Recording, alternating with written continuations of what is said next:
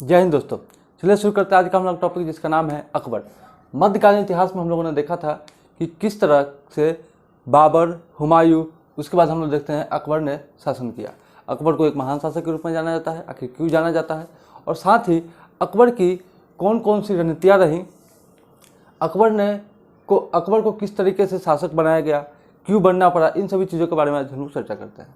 तो देखिए, सबसे पहले देखते हैं कि अकबर का जो जन्म हुआ था 1542 में, कहाँ हुआ था? अमरकोट में। यह अमरकोट कहाँ है? तो यह जो है सिंध के क्षेत्र में है अमरकोट। यहाँ पे क्या हुआ था? इसका अकबर का जन्म हुआ था। जब हुमायूं को निर्वासित जीवन जीना था, और उसी जीवन के समय में क्या हुआ था कि 1545 के बाद क्या हुआ था कि 1540 के बाद जब इसको निर्वासित जीवन हुमायूं को जीना पड़ा, तो उसी के बाद यह कहाँ से यह ईरान के क्षेत्र की ओर जाने लगा। ईरान के क्षेत्र की ओर गया। उसी समय क्या हुआ था कि अकबर का जन्म हुआ। तो राजा वीरसाल के महल में अमरकोट में क्या हुआ? अकबर का जन्म हुआ। कब? 1542 ईस्वी में। अकबर के जन्म के बाद अकबर को कहा जाता है कि इसकी शिक्षा जो होती है सो सही ढंग से नहीं हो पाती है। क्यों? क्योंकि जो शिक्षा का जो समय रहता है, उस समय उसके पिताजी एक निर्वासित जीवन ही जीते रहते हैं। आज यहाँ, फिर कुछ समय बाद किसी और शासक के पास, फिर कुछ समय बाद कहीं और। तो इस तरह से निर्वासित जीवन जीने के कारण अकबर की पढ़ाई अधूरी रहती है और वह सही तरीके से शिक्षा प्राप्त नहीं कर पाता है। उसके बाद देखते हैं कि इसका पूरा नाम जो था जलालुद्दीन मुहम्मद अकबर, इस अकबर का पूरा नाम रखा था। और इसका राज्याभिषेक जो देखते हैं तो वह 13 वर्ष 4 महीने का जब था, उसी समय राज्याभिषेक हुआ था। यह घटना हम लोग समझते क्या है कि हुमायूं जब भारत आया था, तो भारत आने के बाद एक मछवाड़ा सरहिंद का युद्ध लड़ा, और उसी के बाद 1556 में क्या हुआ था? इसकी क्या हुई थी? हुमायूं की मृत्यु हो गई थी। सीढ़ी से लुढ़कते हुए गिर गया, और उसके बाद क्या हुआ? इसकी मृत्यु हो गई। हुमायूं की जब मृत्यु हो गई, तो उसके बाद नॉर्मल सी बात है ना कि वह उसका जो बेटा होगा वही उसका शासक बनेगा, यानी अगला शासक बनेगा। तो अगला जो उसका बेटा था वह कौन था? अकबर।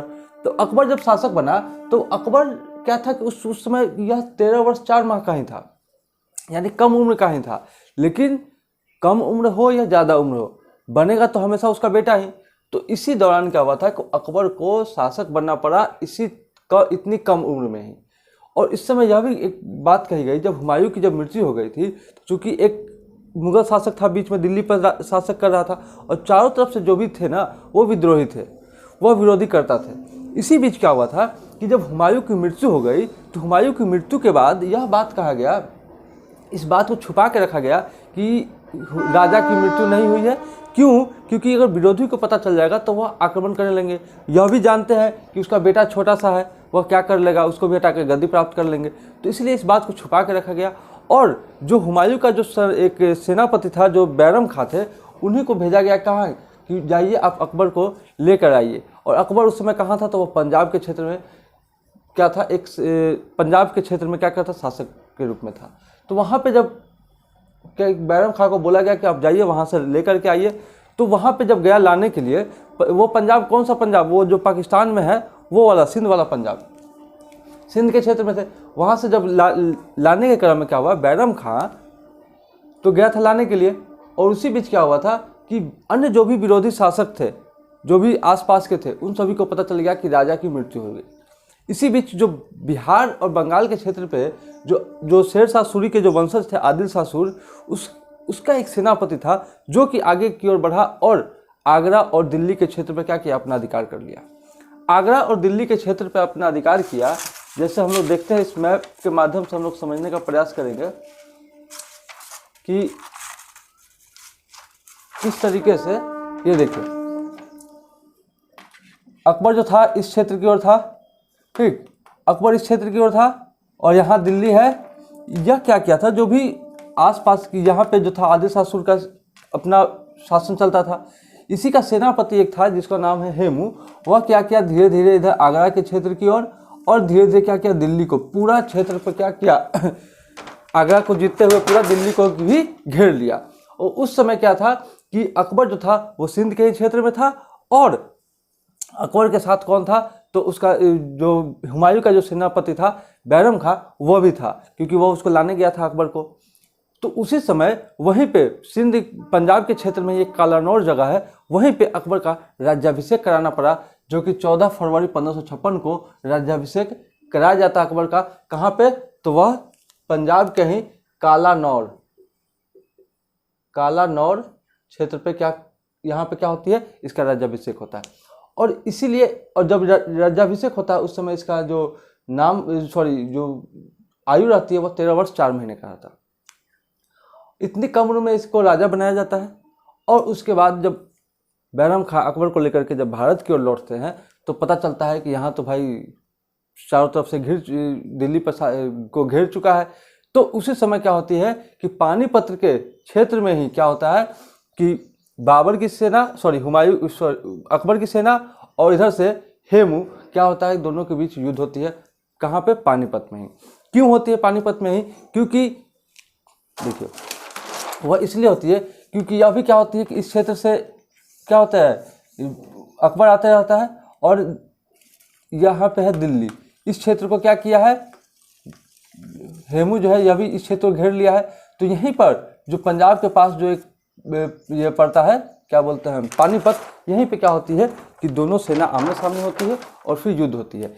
इसके पहले 1526 में भी हम लोग देखते हैं कि पानीपत जो जगह था वहाँ पर ही बाबर और इब्राहिम लोदी के बीच युद्ध हुआ था, और वही जगह थी जहाँ पे बाबर का पोता यानी अकबर और जो है सो हेमू के बीच क्या होती है, युद्ध होती है। अब देखिए इस युद्ध में क्या होती है कि 1556 में जब यह युद्ध होती है तो चूंकि 1526 में एक बार पानीपत में युद्ध हो चुका रहता है, इसलिए उसको कहता है पानीपत का प्रथम युद्ध। और यह जो दोबारा हो रही है 1556 में, इसलिए इसको कहता है पानीपत का द्वितीय युद्ध, जो कि अकबर की सेना यानी मुगल सेना बोल सकते हैं और हेमू के बीच होती है। अब देखिए इस दोनों के बीच युद्ध होती है। युद्ध होने के दौरान क्या होती है कि यह बात कहा जाता है कि जो अकबर की सेना होती है वो काफ़ी सीमित मात्रा में होती है, लेकिन जो हेमू की सेना होती है वो काफ़ी संख्या में होती है। अब होता क्या है, क्योंकि वह तो शासन करने आता है, और जबकि बैरम खां जो है सो अकबर को सिर्फ वहाँ से ले करके आने के लिए भारत में ले आने के लिए, दिल्ली ले करके आने के लिए वहाँ पे जाते हैं, तो सीमित मात्रा में ही क्या होती है, उनके पास सेना होती है। अब इस बीच क्या होती है कि एक कूटनीति तैयार की जाती है कि जितने भी बैरम खां के साथ, बैरम खां ही नेतृत्व कर रहे थे, क्योंकि अकबर जो था वह तो छोटा सा था, वह युद्ध कर नहीं सकता था, तो बैरम खां इस युद्ध का नेतृत्व कर रहे थे। और बैरम खां ने एक कूटनीति क्या तैयार करी कि जो भी तीरबाज थे उसको छुपा करके रखे थे। घंटों युद्ध हुई, पानीपत में घंटों युद्ध हुई, और युद्ध होने के बाद जब हेमू को लगा कि इसके पास कोई तीरंदाज नहीं है, तो वह क्या किया, खुलकर युद्ध करने लगा। और चूंकि वह बैठा हुआ था हाथी पे, तो जब खुलकर युद्ध करने लगा तो उसी समय क्या हुआ कि जो बैरम खां थे उसकी सेना ने क्या किया, चारों तरफ से घेर लिया और तीर चलाया, और जो है हेमू को जो है सो तीर जा करके आँख में लगा, तीर जाकर आँख में लगा, और हेमू क्या हुआ, हाथी पर से जमीन पर गिर गया। और उसी बीच क्या हुआ, युद्ध बिल्कुल पलट गया और मुगल सेना क्या हुआ, जीत हुआ। तो इस तरह से कहा था कि पानीपत, क्योंकि पानीपत का जो प्रथम युद्ध हुआ था तो उसमें बाबर था, उसमें तोप का इस्तेमाल किया था, लेकिन उस समय क्या था कि बैरम खां की सेना के पास ये सभी चीज़ें उपलब्ध नहीं थी, क्योंकि वह युद्ध करने तो जा नहीं रहा था, वह तो अकबर को लाने के लिए गया था। तो इसलिए इस तरीके से क्या किया कि पानीपत का दूसरा युद्ध भी क्या किया, इसने जीत लिया। अब चलिए अब मेन मुद्दा पे आते हैं। जन्म देख लिया, यह एकमात्र अनपढ़ मुगल शासक रह गया था। इसके पिता का नाम हुमायूं और माता का नाम हमीदा बानो बेगम है।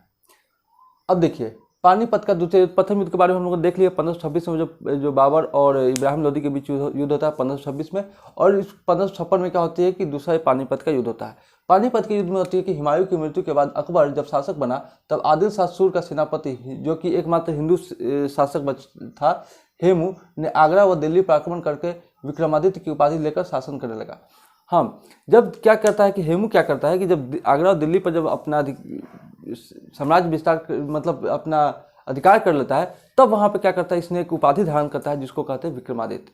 तो इसने हेमू विक्रमादित्य के नाम से भी हम लोग जानते हैं। उसके बाद क्या होते हैं, 5 नवंबर 1556 को अकबर और हेमू के बीच युद्ध हुआ।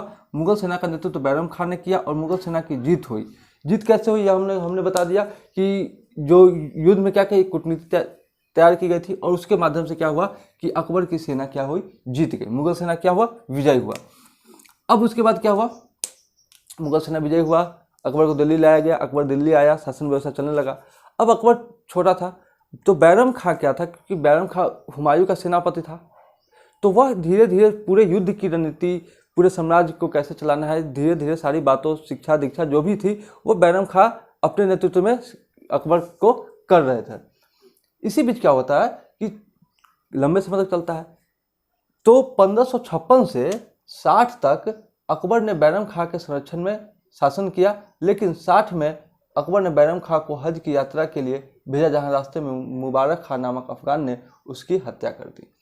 अब होता क्या है कि अकबर शासन तो करता है बैरम खां के संरक्षण में, ठीक ना, लेकिन कुछ ऐसे डिसीजन होते हैं जो बैरम खां राजा से बिना पूछे हुए ही, राजा को बिना सूचना दिए हुए ही कुछ आदेश ऐसा मान लेते हैं। उसके साथ ही एक उनकी धाई माँ, अकबर जो था, अकबर की एक धाई माँ थी जिनका नाम था माहम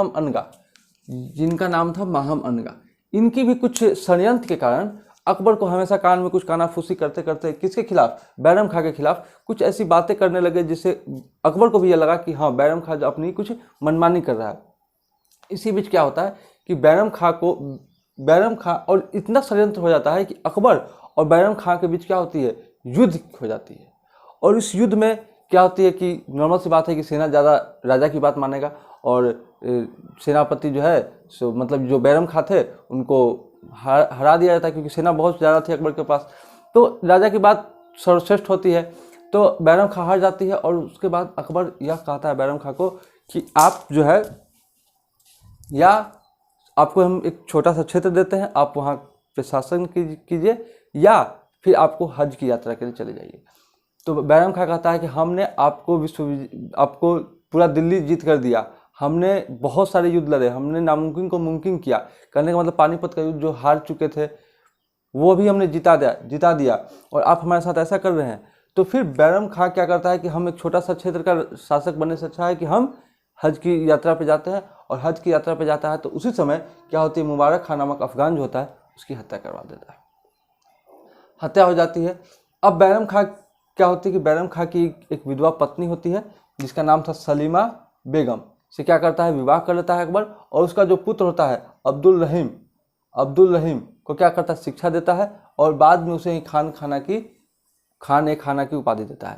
क्योंकि क्या होता है कि बैरम खां की मृत्यु हो जाती है, और मृत्यु होने के बाद जो उसका बेटा था अब्दुल रहीम, अकबर को थोड़ा सा महसूस होता है कि एक समय था जब हम भी इसी स्थिति में थे, कि जब मेरे पिता की मृत्यु हो गई थी तो बैरम खां ही था जो मुझे बचा करके आज मुझे इस स्थिति में रखा। तो इसलिए इसने क्या किया कि अब्दुल रहीम को अपने दरबार में रखा, और उसकी जो माँ थी सलीमा बेगम, उससे क्या किया, अकबर विवाह कर लेता है। अब देखिए, अब इस तरीके से क्या हुआ कि अकबर के ऊपर जो बैरम खां के अंदर में जो संरक्षण में जो शासन चलाता था वह तो खत्म हो गया।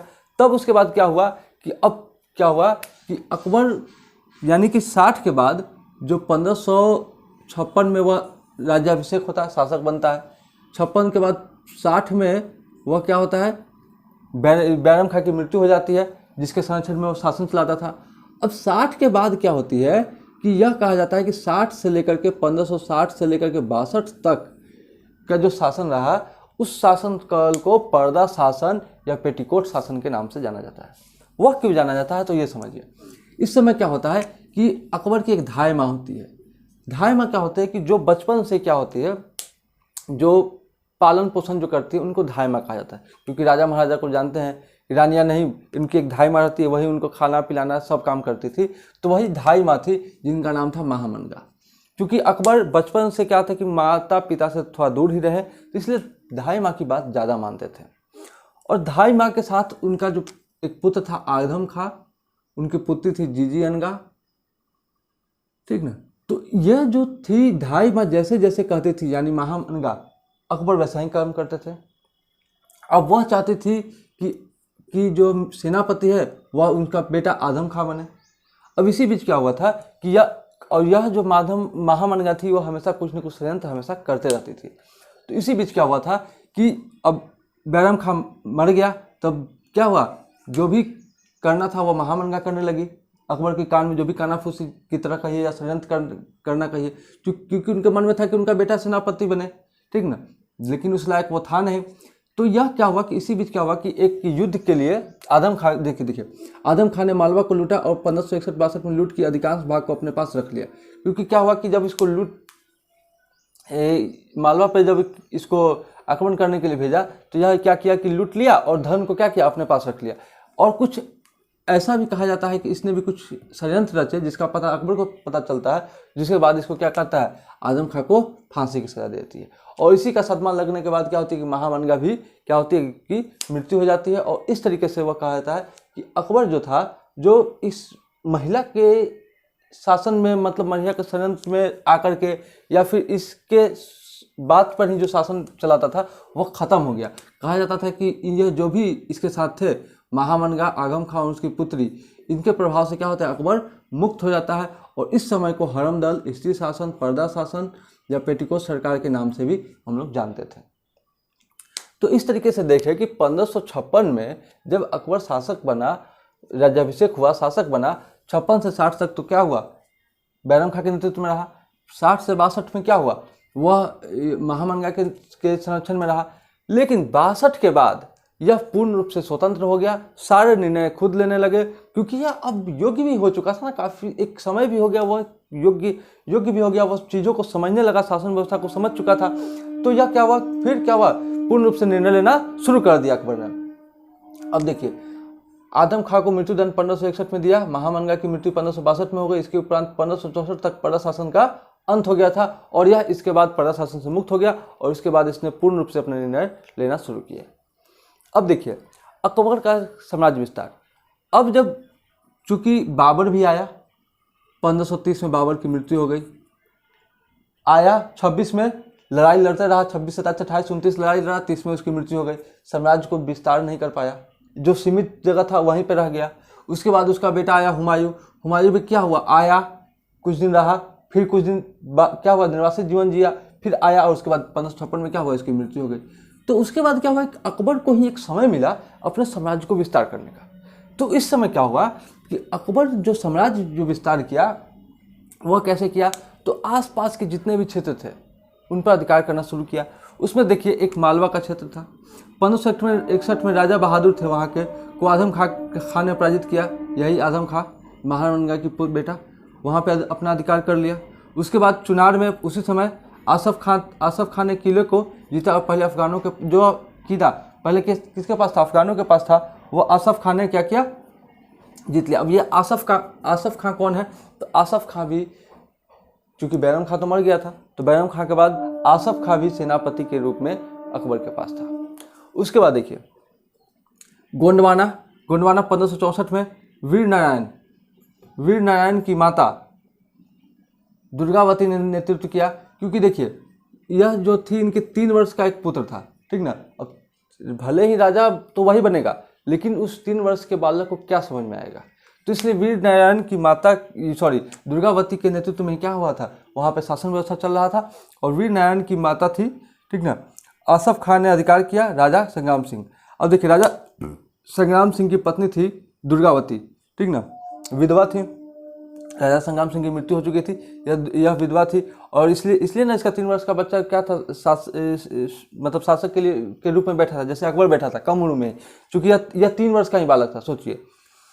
तो यहाँ पे क्या हुआ कि रानी दुर्गावती ने क्या किया कि इसकी अधीनता स्वीकार नहीं करी और युद्ध जो है सो लड़ने की बात कही। और इसमें यह भी बात कहा जाता है कि दुर्गावती ने कहती, जब देखती है कि यह युद्ध हार चुकी रहती है, हारने वाली होती है, तो इसने अपने सेनापति को कहते हैं कि तुम मुझे मार दो, ठीक ना, इनके सामने मरने से अच्छा है कि तुम मुझे मार दो, हारने से अच्छा है। तो इसने सेनापति ने इनकार कर दिया, तो इन्होंने खुद से अपने आप को मार लिया। उसके बाद देखते हैं कि आमेर, राजा भारमल या बिहारी मल नाम है, जो वहाँ के शासक थे आमेर के, ने स्वेच्छा से अधीनता स्वीकार की, अपनी पुत्री हरखाबाई या फिर जोधा का विवाह अकबर से किया। अब देखिए आमेर के क्षेत्र में क्या हुआ था कि वहाँ के शासक थे राजा भारमल, उन्होंने क्या हुआ, अपने आप से अधीनता स्वीकार कर ली कि हाँ हम आपके अधीन आ गए, ठीक। और उसके बाद अपनी पुत्री जो हरखाबाई थी, उनकी विवाह अकबर से कर देती है, जो बाद में हम लोग जिनको जोधाबाई के नाम से जानते हैं। उसके साथ ही राजा भारमल क्या करते हैं, अपने बेटे और अपने पोते जो मानसिंह पोता और भगवान दास हाँ बेटा को क्या करते हैं, अकबर की सेवा में भेज देते हैं। तो इसलिए आमेर को इन सभी जगह भी क्या मतलब यह जो भी जहाँ भी जा रहा था यह आसानी से थोड़ा सा युद्ध किया और उन क्षेत्रों पे क्या अधिकार कर लेता था। आमेर गया तो यहाँ कुछ करना नहीं पड़ा। राजा जो वहाँ के राजा थे, राजा भारमल, इन्होंने अपनी अधीनता इनकी स्वीकार कर ली, पुत्री का विवाह भी कर दिया और अपने बेटे और पोते को क्या किया कि अब राजा की सेवा में भेज दिया। अब उनका जो बेटा था वह था भगवान दास भारमल की, और उनका जो पोता था वह था मानसिंह। यही मानसिंह आगे चल करके क्या बनता है, अकबर का सेनापति, जिसके नेतृत्व में बहुत सारे युद्ध जीते। इसी मानसिंह के नेतृत्व में बहुत सारे युद्ध जीते। अब देखते हैं मेवाड़। 1572 में राणा प्रताप शासक बना और 76 में हल्दी घाटी का युद्ध हुआ। अब देखिए मेवाड़ क्या होता है कि मेवाड़ एक ऐसा क्षेत्र रहता है जहाँ पे शुरू से ही कोई संपूर्ण रूप से अधिकार नहीं कर पाता है। अब बात आती है अकबर की। तो अकबर जब यहाँ पे आता है तो उस समय भी क्या होता है कि चूँकि 1572 में राणा प्रताप वहाँ के शासक बनता है मेवाड़ का, और 1576 में क्या होता है, हल्दी घाटी का युद्ध होता है। अब इस समय क्या होता है कि राणा प्रताप जो थे जब शासक बने तो राणा प्रताप भी एक प्रतापी शासक था। और 1576 में क्या हुआ, जब मेवाड़ पे आक्रमण किए तो इस समय भी मतलब राजपूत के साथ बस एक अकबर की क्या रणनीति थी कि इनको अपनी अधीनता स्वीकार करने के लिए कहिए और उसके बाद युद्ध होगा, क्योंकि जानते थे कि राजपूतों को हराना बड़ा मुश्किल था। क्योंकि राजपूत सब एक रूप से थे नहीं, थोड़ा अलग अलग मतलब अपनी अपनी जगह, जो छोटा छोटा जो जगह ही था लेकिन उसी जगह अपने आप को सर्वश्रेष्ठ मानते थे। वो किसी पड़ोसी की मदद भी नहीं करते थे। इस वजह से क्या हुआ कि, और अकबर भी जानता था कि इनको हराना मुश्किल है, तो इसलिए इनको क्या करते थे, संधि के रूप में संधि कर लिया करते थे। अब देखिए मेवाड़ पे क्या होता है कि आक्रमण को जितना बड़ा मुश्किल था, तो पहले तो यह किया कि राणा प्रताप क्या हुआ, अधीनता स्वीकार कर ले। राणा प्रताप अधीनता स्वीकार किया नहीं, युद्ध हुआ। तो युद्ध में क्या हुआ कि अकबर और महाराणा प्रताप के बीच युद्ध हुआ। अकबर का सेनापति मानसिंह और महाराणा प्रताप का सेनापति था हकीम खान। देखिए अकबर मुस्लिम, इसका सेनापति हिंदू, महाराणा प्रताप हिंदू, उसका सेनापति क्या था, मुस्लिम। युद्ध होता है। चूंकि यह जिस जगह पे युद्ध होता है वह क्षेत्र क्या, वहाँ की मिट्टी क्या थी, पीली मिट्टी थी, हल्दी की तरह, इसलिए इसको कहा जाता है हल्दी घाटी का युद्ध 1576 में जो होता है। किसके बीच, तो महाराणा प्रताप और अकबर के बीच, ठीक ना। जिसमें क्या होता है कि अकबर जीत जाता है, विजय ही माना जाता है, क्योंकि महाराणा प्रताप क्या होता है कि युद्ध की स्थिति देख करके क्या होता है, घोड़े से वह चले जाते हैं, वह उस युद्ध को छोड़ करके चले जाते हैं। और इस तरह से क्या हुआ कि मेवाड़ के क्षेत्र पर भी क्या होता है, अकबर शासन कर लेता है। लेकिन संपूर्ण मेवाड़ पे नहीं, वह चित्तौड़ के क्षेत्र पे के आसपास सीमा क्या कर पाता है, सिर्फ शासन कर पाता है, पूरा मेवाड़ पर नहीं कर पाता। क्योंकि वह क्या राणा प्रताप क्या होते हैं कि वह जंगल की ओर चले जाते हैं, और जंगल में जाने के बाद वह फिर बाद में धीरे धीरे अपने समाज का विस्तार करने में लग जाते हैं। उसके बाद गुजरात, यह अकबर के समय का सबसे महत्वपूर्ण अभियान के रूप में कहा जाता है। गुजरात पे जो होता है 1572 में अकबर ने स्वयं गुजरात पर आक्रमण कर सूरत को जीता और 1573 में पुनः गुजरात विद्रोह को दबाया। 1572 में क्या हुआ था कि देखिए ये रहा गुजरात, ठीक, यहाँ पे अकबर है, यहाँ से गुजरात की ओर आया। यह इसलिए आया क्योंकि अब इसी बीच क्या हुआ था कि बीच में क्या था कि जो भी ये जो राजस्थान का जो आमेर था, मेवाड़ था, इन सभी क्षेत्रों को क्या जीतते हुए आया ताकि हमको गुजरात आने में आसानी होगी। अब इसी बीच क्या हुआ था कि जब गुजरात आया तो क्योंकि यह इंटरनेशनल एरिया था, इसलिए मतलब उस समय कह सकते हैं, क्योंकि यहीं से क्या होता था कि जो विदेशों से जो व्यापार होता था वो इसी क्षेत्र से होता था, क्योंकि नाव से ही व्यापार होता था शायद। अब देखिए जब गुजरात आता है तो वहाँ पे जो भी शासक होते हैं सबसे पहले क्या होता है कि उनको उस क्षेत्र पर अपना अधिकार करता है। और जैसे ही यह युद्ध अपना क्षेत्र पर अधिकार करके गया कि फिर यहाँ पे क्या हुआ, विद्रोह होना गुजरात में शुरू हो गया।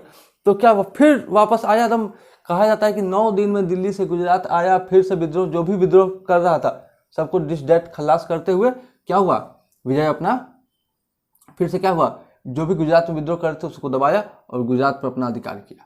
तो इसके बारे में कहा जाता है कि इस विजय के अवसर पर 1602 में बुलंद दरवाजा का निर्माण फतेहपुर सीकरी में किया।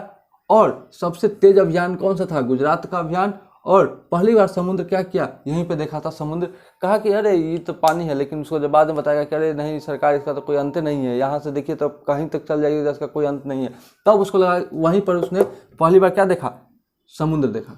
तो इसलिए गुजरात का जो उसका साम्राज्य विस्तार था यह काफ़ी महत्वपूर्ण रहा। उसके बाद देखते हैं बिहार बंगाल का क्षेत्र। बिहार बंगाल के क्षेत्र में दाऊद खां के विरुद्ध मुजीज खां और अकबर ने क्या किया? आक्रमण किया, वहाँ भी जीत गया। उसके बाद धीरे धीरे इसने काबुल, कश्मीर, इन सभी क्षेत्रों पर, काबुल, कश्मीर, सिंध, उड़ीसा, बलूचिस्तान, कंधार आदि पर क्या किया? धीरे धीरे सब जगह पे विजय कर लिया। उसके बाद दक्षिण भारत में जो था, दक्षिण भारत में क्या था? खानदेश, दौलताबाद, अहमदनगर, आसिरगढ़ पर क्या किया? अधिकार किया। इसमें क्या था? एक आसिरगढ़ जो क्षेत्र था, यह थोड़ा सा अकबर ने कहा था कि 1601 में आसिरगढ़ का युद्ध लड़ा, जो अकबर का अंतिम युद्ध लड़ा। और इसी के बाद 1605 में क्या होती है? आगे 1605 में अकबर की मृत्यु हो जाती है, जिसे आगरा के सिकंदरा में क्या किया जाता है? दफनाया जाता है। तो इस तरीके से क्या होता है कि अकबर ने किस तरीके से 1556 में शासन किया, और शासन करने के बाद किस तरीके से साम्राज्य विस्तार करते हुए इसने 1605 ईस्वी में क्या हुआ? इसकी मृत्यु हो जाती है। इसके साथ ही हम लोग यह देखेंगे कि अकबर के नवरत्न कौन कौन से थे। आखिर अकबर के जो जोधाबाई थी उनके बारे में हम लोग थोड़ा देखेंगे। उसके बाद नवरत्न के बारे में देखेंगे। उसके बाद उसका जो बेटा जो वंशज बनेगा उसके बारे में देखेंगे। साथ ही हम लोग यह भी देखेंगे कि अकबर ने के जो कौन कौन से प्रमुख कार्य थे, आखिर अकबर को इतना महान शासक क्यों कहा जाता है, इन सभी के बारे में हम लोग अगले नेक्स्ट वीडियो में देखेंगे। तब तक के लिए इतना ही, आज के लिए इतना ही। जय हिंद।